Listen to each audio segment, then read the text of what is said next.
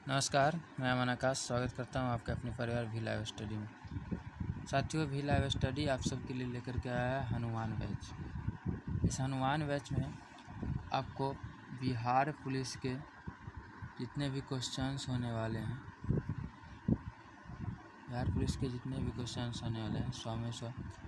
और आपको पता है कि बिहार पुलिस में जीके और जीएस मिला करके टोटल पूछे जाते हैं 75 क्वेश्चंस, जिसमें 45 क्वेश्चंस यानी क्वेश्चन होते हैं जो कि जीके के होते हैं, एंड इसके बाद 30 क्वेश्चंस होते हैं आपके जीएस के। अगर आपने ये दोनों कर लिया तो मतलब आपका काफ़ी हद तक सिलेक्शन का चांस होता है। उसके बाद से आपका मैथ आता है, हिंदी आता है, हिंदी आता है, उसके बाद इंग्लिश भी आता है, थोड़ा बहुत रीजनिंग भी होता है। चलिए सारा करेंगे। फ़िलहाल हम अभी जो 45 क्वेश्चंस होते हैं जीके को वो करते हैं। चलिए चलते हैं पहला क्वेश्चन।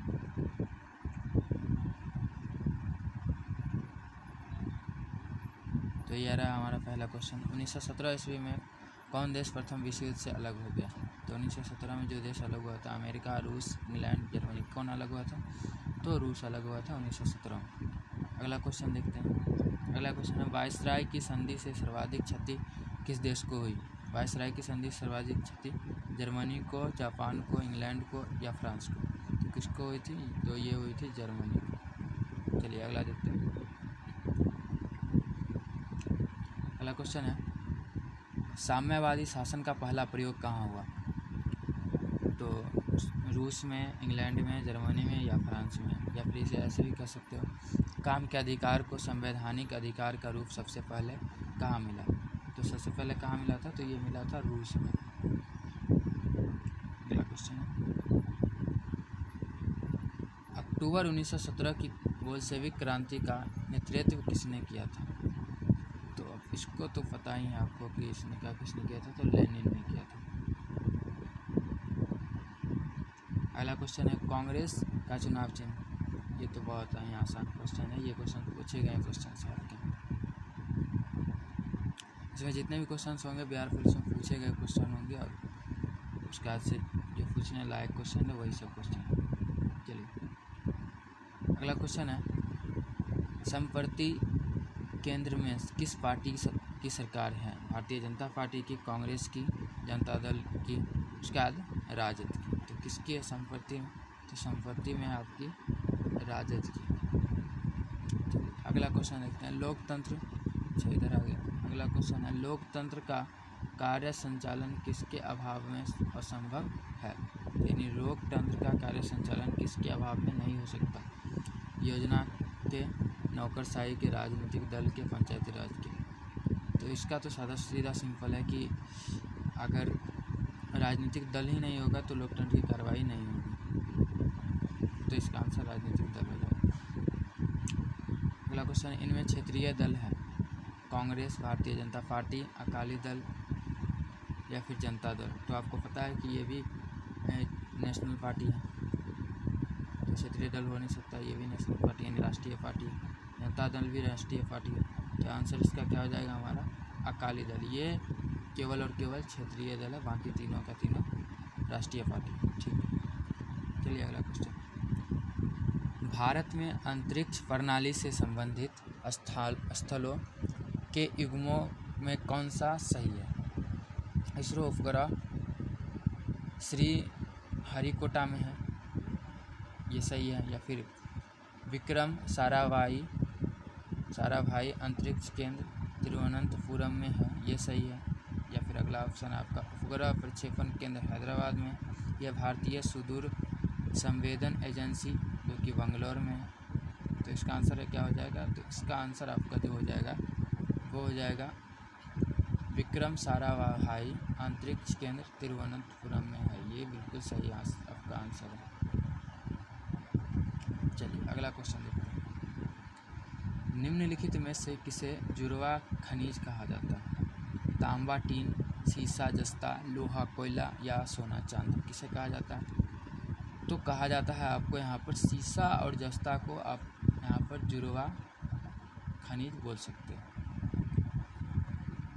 अगला है, प्रथम स्वतंत्रता संग्राम के बाद मुगल बादशाह बहादुर शाह जफर को निर्वासित किया गया। कहाँ निर्वासित किया गया था? रंगून में, पोर्ट ब्लेयर में, लंदन में या काबुल में?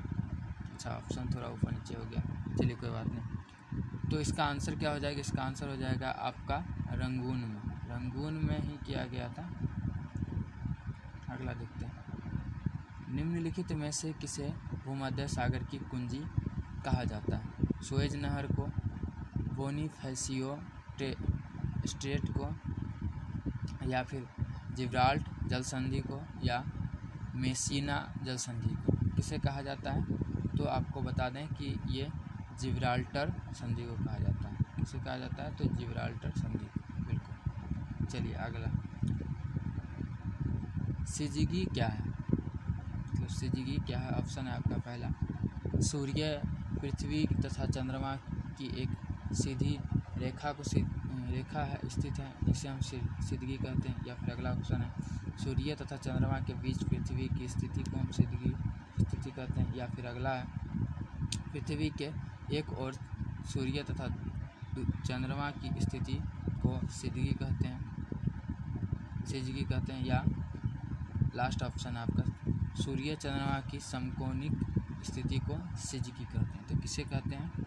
तो आपको बता दें कि ये जो लास्ट वाला हमारा ऑप्शन है यही है हमारा, सिजगी कहलाएगा। चलिए अगला क्वेश्चन देखते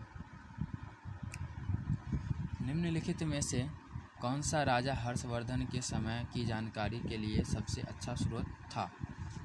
यानी कौन सा राजा है, मतलब कौन सा स्रोत, कौन सा व्यक्ति है जो राजा हर्षवर्धन के समय की जानकारी दे सकते हैं? पहला ऑप्शन है आपका भवभूमि, हरिसेन, वान भट्ट, उसके बाद कलहन। कौन है? तो इसका आंसर आपका हो जाएगा कलहन, बिल्कुल। अच्छा, ऑप्शन थोड़ा सा नीचे हो गया, सॉरी, कलहन नहीं होगा, यहाँ पे आपका ऑप्शन हो जाएगा वान भट्ट। क्या हो जाएगा? वान भट्ट। चलिए अगला देखते हैं। निम्न में से कौन सा शहर नील नदी के किनारे बसा हुआ है? किंशाहा, खार्तूम, या नैरोबी, या अदिस अबाबा? तो क्या हो जाएगा इसका आंसर? इसका आंसर हो जाएगा आपका खार्तूम। आंसर हो जाएगा आपका खार्तूम हो जाएगा। यही है जो नील नदी के किनारे बसा हुआ है। चलिए अगला है, संसार का सबसे छोटा महासागर कौन सा है? हिंद महासागर, प्रशांत महासागर, आर्कटिक महासागर, या आंध्र महासागर?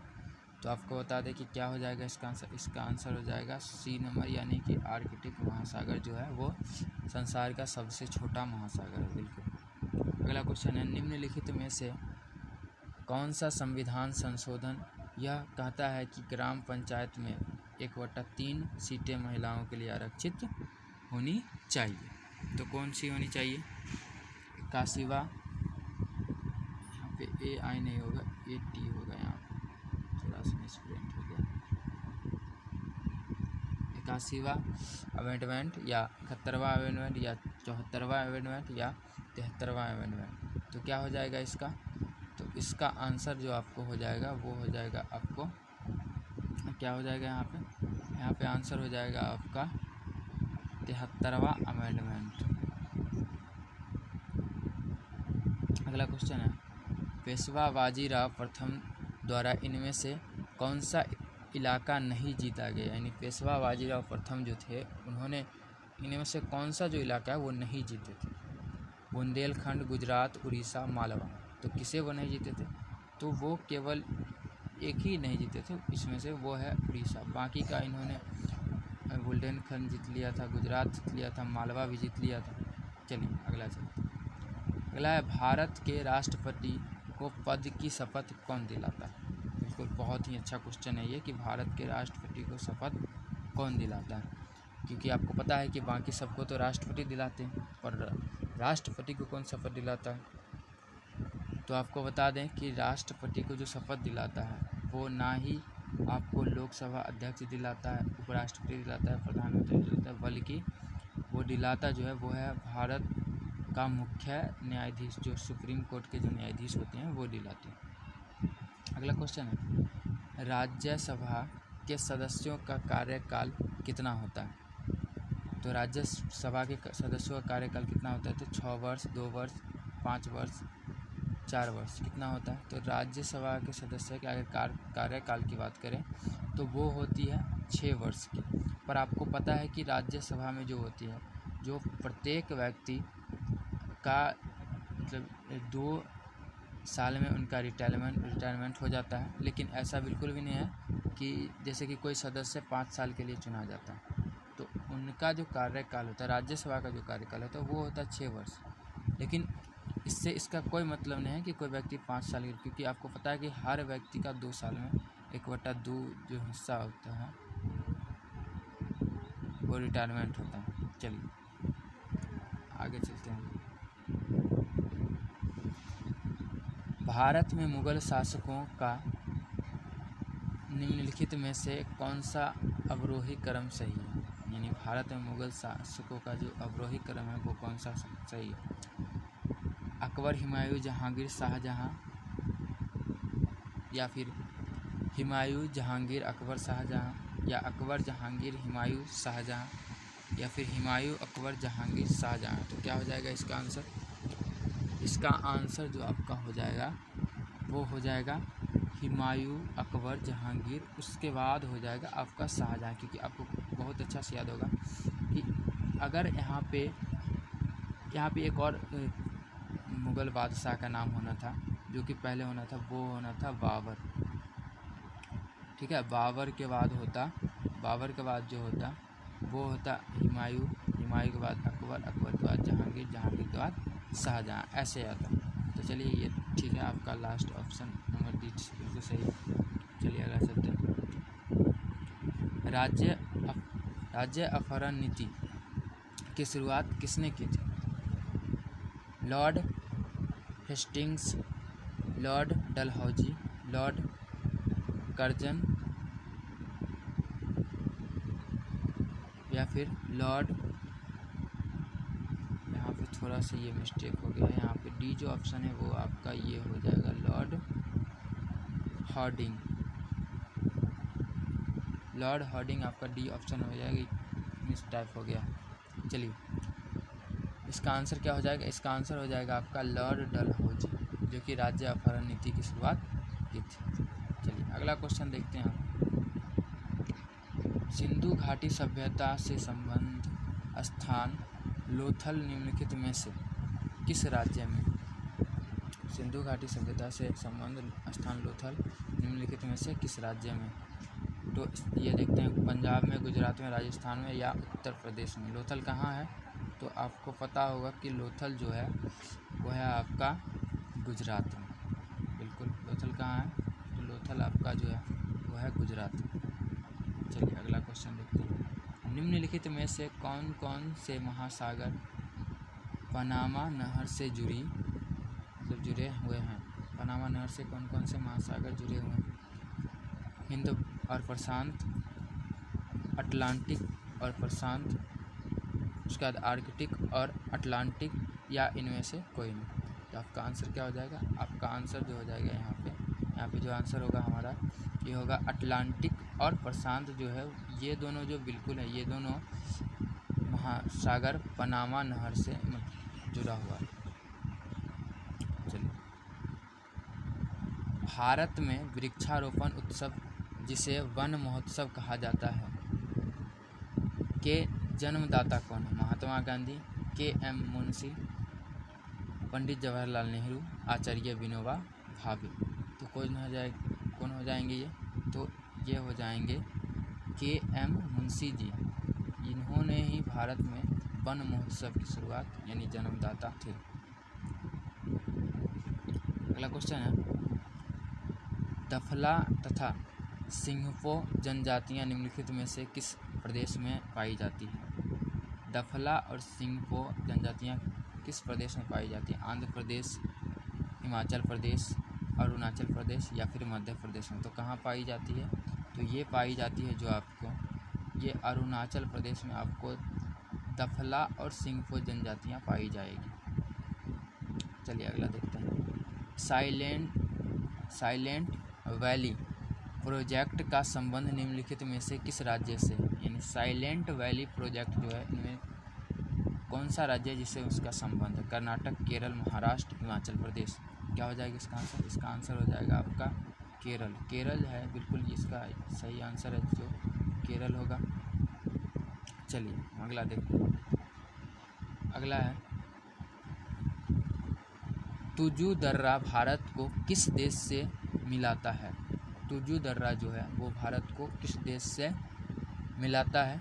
तो पहला इसका है म्यांमार, नेपाल, अच्छा ऑप्शन थोड़ा ऊपर नीचे हो गया, म्यांमार, बांग्लादेश, नेपाल, पाकिस्तान। पाकिस्तान यहाँ पे होता है।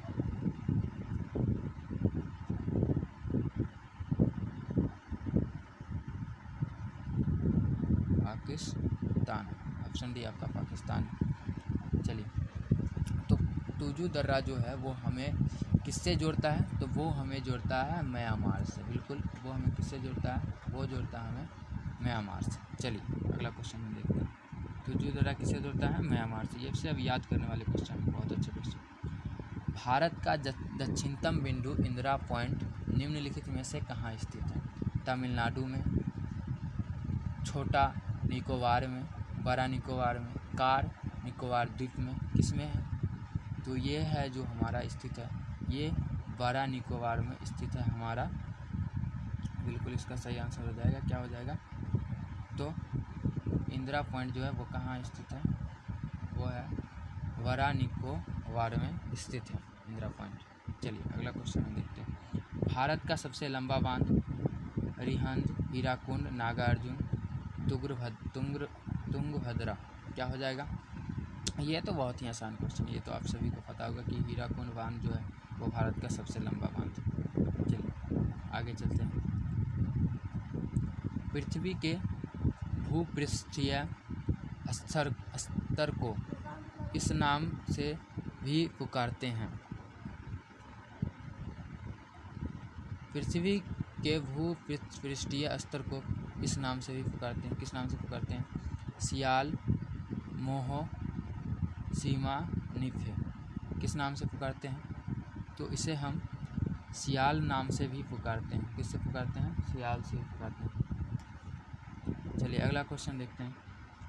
किस अंग्रेज ने पहली बार भागवत गीता का अंग्रेजी में अनुवाद किया था? तो किसने किया था भागवत गीता का अंग्रेजी में अनुवाद? विलियम जोन्स ने, चार्ल्स विल्किंस ने, अलेक्जेंडर कनिंघम ने, जॉन मार्शल ने, किसने किया था? तो किया था चार्ल्स विल्किंसन ने, जो कि भागवत गीता का अंग्रेजी में अनुवाद किया था। चलिए अगला क्वेश्चन देखते हैं। अगला क्वेश्चन है कि निम्न में से किस भारतीय शासक ने आधुनिक तर्ज पर विदेशों में अपना दूतावास खोला था? यानी निम्न में से किस भारतीय शासक ने आधुनिक तर्ज पर विदेशों में अपना दूतावास खोला था? तो वो है, जैसे कि आपको पता है अभी भारतीय दूतावास होते हैं, हैदर अली ने, मीर कासिम ने, शाह आलम द्वितीय ने या टीपू सुल्तान ने। तो किसने किया था? तो आपको बता दें कि ये किया था टीपू सुल्तान जो थे। टीपू सुल्तान ने विदेशों में अपना दूतावास खोला था। अगला क्वेश्चन है, संविधान के किस अनुच्छेद के अंतर्गत प्रत्येक राज्य अपनी मातृभाषा का प्रसार एवं अनुदेश प्राथमिक शिक्षा में लागू कर सकता है? तो कौन लागू कर सकता है? जो कि क्या है इसमें कि भारतीय संविधान के अनुच्छेद के अंतर्गत प्रत्येक राज्य में अपनी मातृभाषा, राज्य की जो अपनी मातृभाषा है उसका प्रसार और उसका अनुदेश प्रारंभिक शिक्षा में लागू करना, ये किस अनुच्छेद के तहत आता है? तो आपको बता दें कि ये जो आता है वो आता है अनुच्छेद 350A के तहत, यानी आपका ऑप्शन सी इसका सही आंसर हो जाएगा। चलिए अगला देखते हैं। हड़प्पा कालीन सभ्यता का विशाल कोठार कहाँ से मिला है, यानी अनाज संग्रह स्थल जो होता है उसे ही कोठार बोला जाता है। ये कहाँ से मिला है? पहला है आपका मोहनजोदड़ो, हड़प्पा, रोपन और कालीबंगा। तो क्या हो जाएगा इसका आंसर? इसका आंसर हो जाएगा आपका मोहनजोदड़ो से जो मिला है, यहीं से मिला है। चलिए अगला क्वेश्चन देखते हैं। इनमें कौन क्षेत्रीय दल है? कांग्रेस। ये तो आपको बिल्कुल पता ही है, ये शायद क्वेश्चन रिपीट हो गया दोबारा। चलिए अगला क्वेश्चन देखते हैं। किस गवर्नर जनरल ने अपने को बंगाल का शेर कहा था? तो किसने कहा था? किस गवर्नर जनरल ने कहा था अपने को बंगाल का शेर? तो इसका आंसर जो हो जाएगा वो आपका डी हो जाएगा। लॉर्ड वेलेज़ली ने कहा था अपने आप को बंगाल का शेर। चलिए अगला है। हर्षवर्धन के समय किस चीनी यात्री ने भारत की यात्रा की? फाहियान, किस, उसके बाद है इत्सिंग, किसने किया था? तो आपको बता दें कि इसका आंसर हो जाएगा हेनसांग। इसका आंसर क्या हो जाएगा? बिल्कुल हो जाएगा इसका आंसर हेनसांग हो जाएगा। इसने ही हर्षवर्धन के समय में भारत यात्रा किया था। अगला क्वेश्चन है कि 1917 में कौन देश, अच्छा ये थोड़ा सा क्वेश्चन फिर से रिपीट हो गया, कोई नहीं, इसका आंसर तो मैंने आपको पहले से बता रखा है, कुछ होता। चलिए अगला क्वेश्चन देखते हैं। 1942 के भारत छोड़ो आंदोलन के दौरान भारत का वायसराय कौन था? 1942 जब हुआ था भारत छोड़ो आंदोलन, उसके समय भारत का वायसराय कौन था? तो आपको पता है कि उसके समय भारत का जो वायसराय था वो था लिन लिथगो। कौन था? लिन लिथगो, बिल्कुल। अगला क्वेश्चन है। जवाहरलाल नेहरू कितनी बार भारतीय राष्ट्रीय कांग्रेस के अध्यक्ष बने? भारतीय राष्ट्रीय कांग्रेस के अध्यक्ष जवाहरलाल नेहरू कितनी बार बने थे? 2 बार, 1 बार, 3 बार या 4 बार? तो कितने बार बने थे? तो आपको पता है कि ये जो बने थे टोटल 3 बार, कुल मिलाकर के 3 बार ये भारतीय राष्ट्रीय कांग्रेस के अध्यक्ष बने थे। चलिए अगला क्वेश्चन देखते हैं। बौद्ध साहित्य लिखा गया प्राकृत में, पाली में, संस्कृत में, तमिल में। ये तो आपको बिल्कुल पता है कि बौद्ध साहित्य किसमें लिखा गया, तो ये बिल्कुल पाली में लिखा गया था बौद्ध साहित्य। चलिए अगला देखते हैं। एलिफेंटा में चट्टान काटकर बनवाए गए प्रसिद्ध मंदिर निम्न में से संबंधित है? एलिफेंटा में जो चट्टान काट कर के मंदिर बनाया गया है वो किससे संबंधित है? चालुक्य, चोल, पल्लव या राष्ट्रकूट से? तो किससे है? तो आपको ये बात बिल्कुल पता है कि ये जो संबंध रखता है ये राष्ट्रकूट से रखता है, बिल्कुल। चलिए अगला क्वेश्चन देखते हैं। बाघभट्ट किसके दरबार में रहते थे? बाघभट्ट किसके दरबार में रहते थे? तो आपको बता दें कि बाघभट्ट जो रहते थे वो रहते थे हर्षवर्धन के दरबार में रहते थे। हर्षवर्धन के दरबार में बाघभट्ट रहते थे। चलिए अगला क्वेश्चन। राज्यसभा का सभापति, अच्छा बहुत ही अच्छा क्वेश्चन, ये बेहतरीन क्वेश्चन है कि राज्यसभा का जो सभापति होता है वो कौन? राज्यसभा के सदस्यों द्वारा चुना जाता है या यानी किसी भी राज्यसभा की जो सभापति होते हैं उनके लिए क्या एलिजिबिलिटी होती है? लोकसभा एवं राज्यसभा के सदस्यों द्वारा संयुक्त रूप से चुना जाता है, राष्ट्रपति द्वारा नियुक्त होता है या इनमें से कोई नहीं? तो इसका आंसर क्या हो जाएगा आपका? इसका आंसर जो होगा हमारा ये होगा लोकसभा और राज्यसभा के सदस्यों द्वारा जो चुना गया होता है वही होता है हमारा, संयुक्त रूप से जो चुना जाता है वही होता है राज्यसभा का सभापति। ठीक है। चलिए आज का आपका जो 45 क्वेश्चन था जीके का वो तो हो गया ख़त्म। ठीक है। एंड आगे हम इस और भी क्वेश्चन लेकर आ रहे हैं, जैसे कि हम साइंस के 30 क्वेश्चंस लेकर के आ रहे हैं। ठीक है, जनरल साइंस के, और ऐसे ही क्वेश्चंस चलते रहेंगे जितने भी, मतलब बिहार पुलिस के 100 में से 100 यानी आपको मान के चलो तो 90 प्लस करवाने का हम पूरा कोशिश करेंगे। तो आपका बहुत बहुत धन्यवाद, आप लोग अब तक क्लास देखे इसके लिए। Thank you.